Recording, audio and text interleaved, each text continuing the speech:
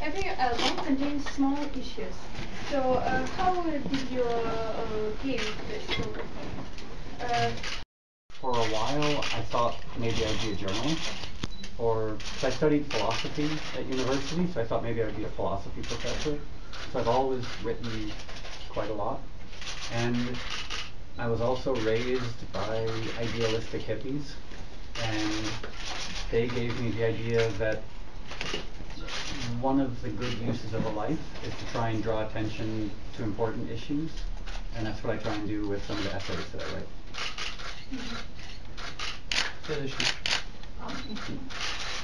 Hi, Moby. It's a great honor to see you in Kyiv. My question is quite predictable. Can you tell a bit more about a city called Sevastopol and why did you call the track Sevastopol? And by the way, what do you remember from your previous visit to Kyiv? Well, sweet questions. The reason the song is called Sevastopol is because where I live in New York, I live in the East Village, and for some reason, my neighborhood is a Ukrainian neighborhood. In my neighborhood, like 2 blocks from where I live, there's a big Ukrainian church, there's a Ukrainian culture museum, and this is where I grew up. So my favorite diner when I was growing up was called Veselka, and my favorite bar to get drunk in was Odessa, and there was a place that had great pierogies called Kyiv. So for some reason, the East Village of New York became heavily populated by Ukrainian immigrants. And so I've always had a lot of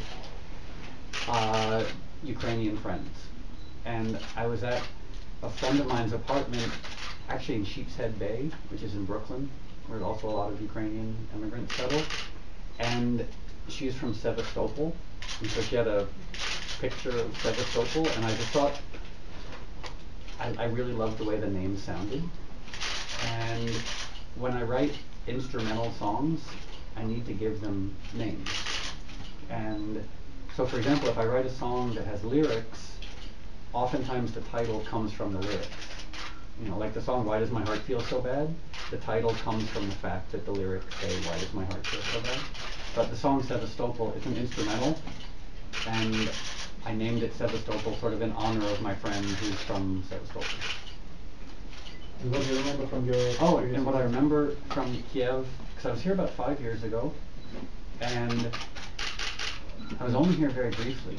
What's really nice this time, I'm actually here for a few days, and the weather's a lot nicer. Because when I was here before, it was gray and rainy, and I was here for 1 day, and I remember the power went out during our show, which is always strange, standing in front of 10,000 people when the power goes out, but it worked out okay. And so this time I'm actually excited to see a bit more of the country and a bit more of the city. Thank you. My pleasure. Ты хотела. Да. А скажите, вы выступаете под разными именами. Почему?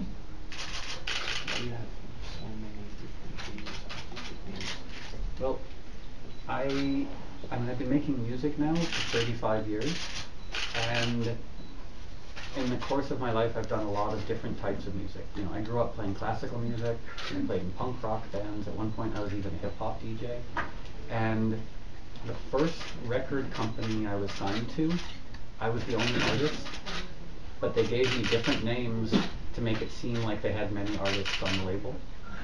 So at one point they put out a compilation album with 5 or 6 different artists, but it was all just me. And so at this point, the reason I have different names is simply so I can release more music. And also I play in a few different bands, and I play in a punk rock band called the Vatican Commandos, and a blues band called the Little Death.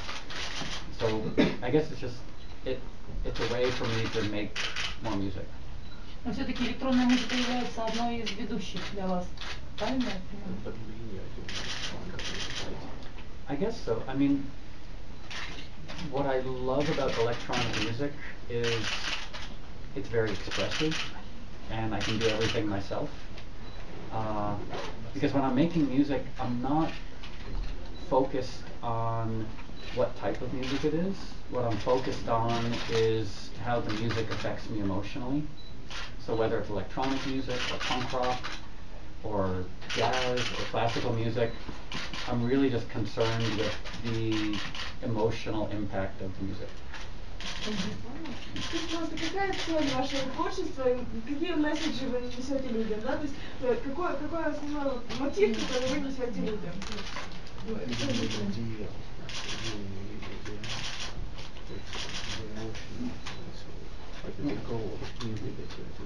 Well, it's a very simple answer, but the main reason I make music is because I really love how music affects me emotionally. And I've been making music for 35 years, and it's pretty much all I want to do with my life is to continue to make music. Let's see. Hold on. And my goal as a musician is very simply to try and make music that I really love, in the hope that somehow other people will love it as well. You know, so my goal isn't to sell records, my goal isn't to make money, it's just to make music that I really love.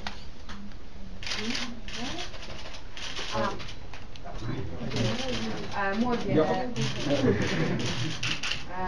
newspaper today. We know that you had problems with alcohol. Tell us, how did you battle your habit? Well, yeah, my problem with alcohol is it's too good. And I live in New York, and the bars in New York stay open till 4 o'clock in the morning, and there's thousands of them, and everyone goes to New York to drink and have a good time. So I spent too many years staying up too late and drinking, and it's easy to do when you're 20 years old. You know, when I was 20 years old, I could stay up until 6 o'clock in the morning and drink and drink and drink, and there'd be no hangover. But I'm 45, and as I get older, the hangovers got longer and longer and longer, and it got to the point where I just had to stop drinking because the hangovers were so bad. You're a vegan also. I'm a vegan, yeah. And there are some people whose idea of a good time is having 2 glasses of wine with dinner, and my idea of a good time was to have 15 drinks and stay up until 7 o'clock in the morning. So it just had to stop. Моби владеет разными музыкальными инструментами. Вот интересно, не хотел бы он в Украине для себя приобрести какой-то этнический народный инструмент, чтобы потом включить в свои композиции?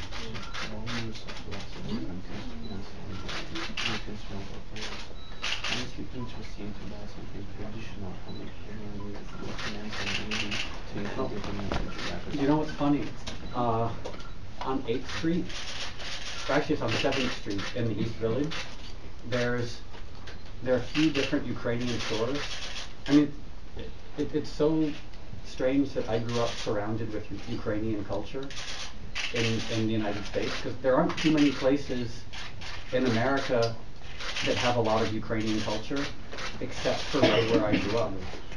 So, strangely enough, I have a familiarity with Ukrainian folk music and Ukrainian art and Ukrainian culture that's different from any other culture.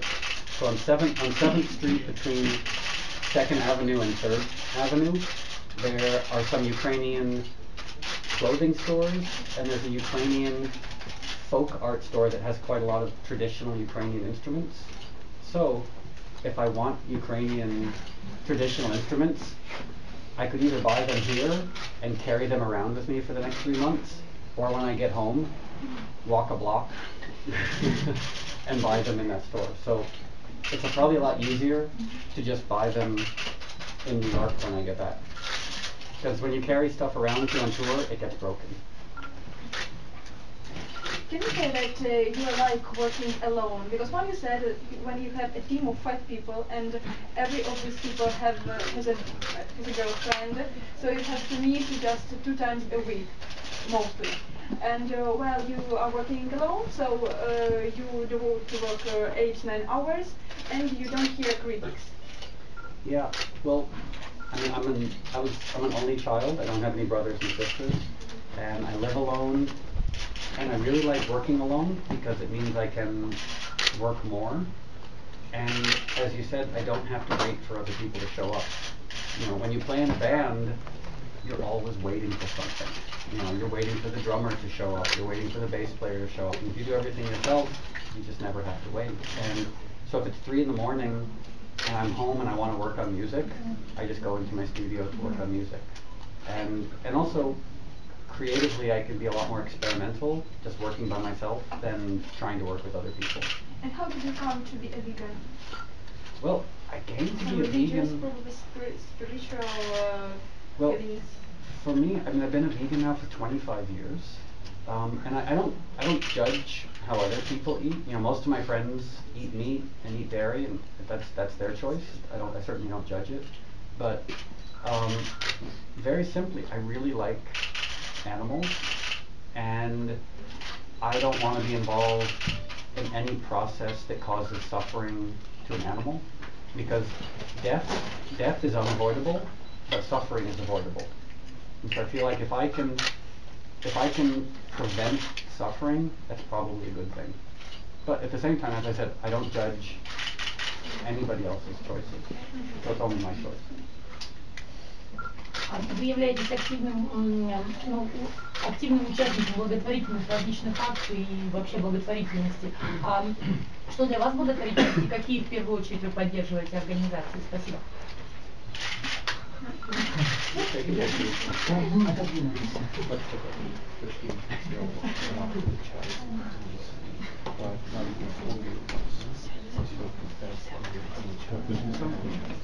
Well, I work with a lot of different charities. I work with human rights charities and animal rights charities, music therapy.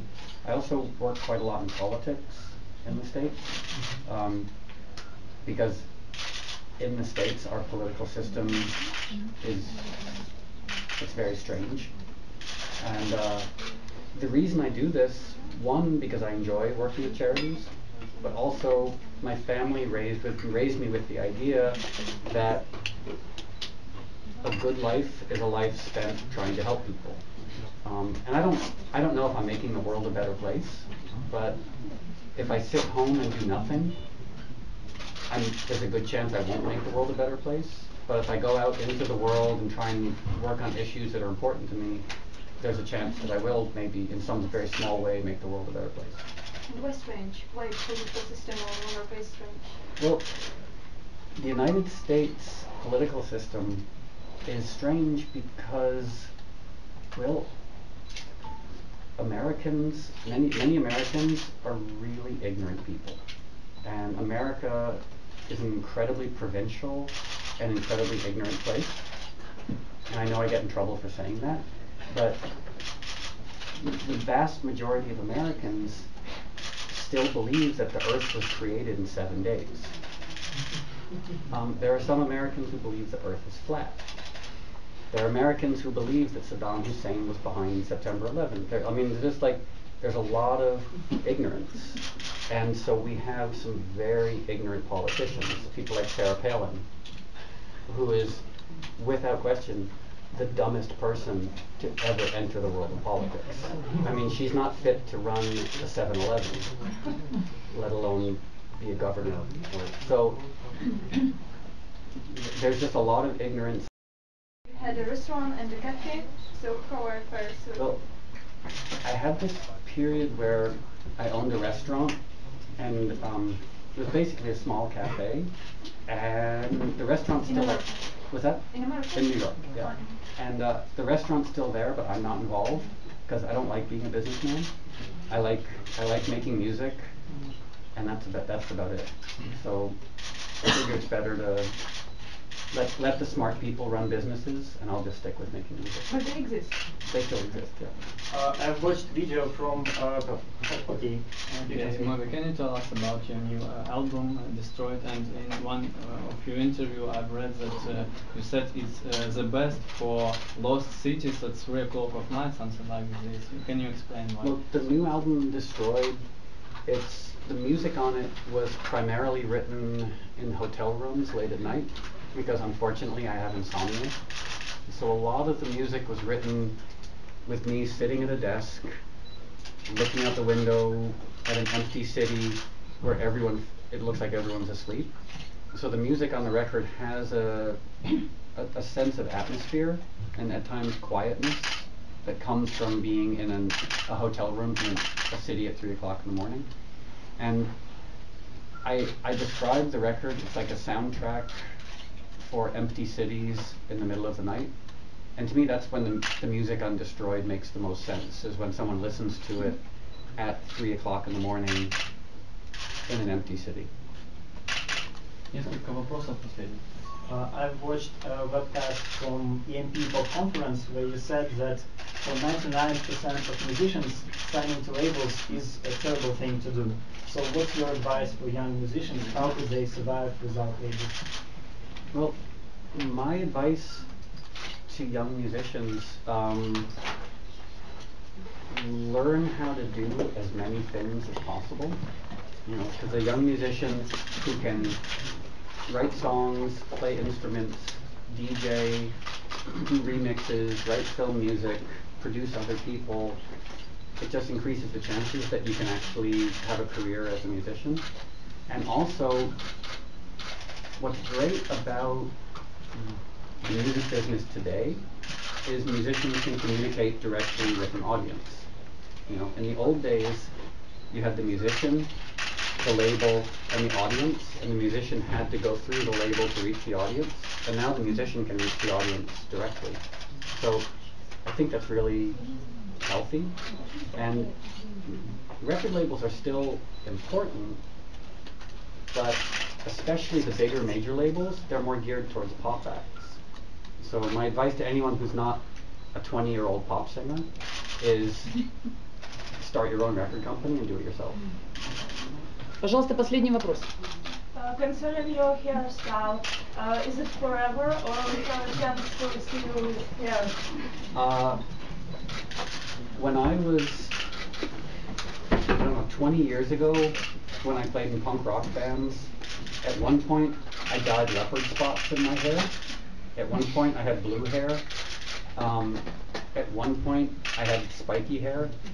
So I think that the universe is punishing me for treating my hair badly, and that's why I don't have any hair. I would love to have a big full head of hair, but I just can't. So maybe if science and technology gets better at some point, but for now, this is all I can do. The very last question. Is it such situation when Moby is tired of music, of people, of public and concerts, and what would you do? Where would you rest? Well, I can definitely see a time where I wouldn't want to tour, because I love playing music, and I love meeting people, and I love seeing places. But when I tour, it means going away from home for a long period of time. And so you give up a family, and you give up having friendships at home. And it's a strange way of life, living in hotel rooms. But I hope to make music for the rest of my life. I don't think I'll always have a career. I don't think I'll always sell records, but I hope to keep making music forever. Even if no one's willing to listen to it, it's pretty much all I want to do with my life is make music. One more interesting question, please. I know that several years ago you had a dream to run naked around the New York City. I did. I read such information, huh? On the internet? Yeah. I sometimes you can't believe everything you read on the And what books do you prefer reading? Books. Oh, no, I like the internet very much. I read the news and I get a lot of information from it, but there's a lot of information on the internet about me that is sometimes, it's not true, but sometimes it's actually much more interesting than the truth. Like, me having a dream of running around naked in New York City is so much more interesting than any dream I actually have. Друзья, мы заканчиваем пресс-конференцию. Попрошу поприветствовать Моби. И попрошу, ребята, очистить проход. Пожалуйста. What do I do? Очистить. No, no. И остаемся все на местах, пожалуйста. Мы сейчас выйдем с артистом, и после этого выйдут все. Пожалуйста. Okay, thanks everybody. Ты работаешь? Hello.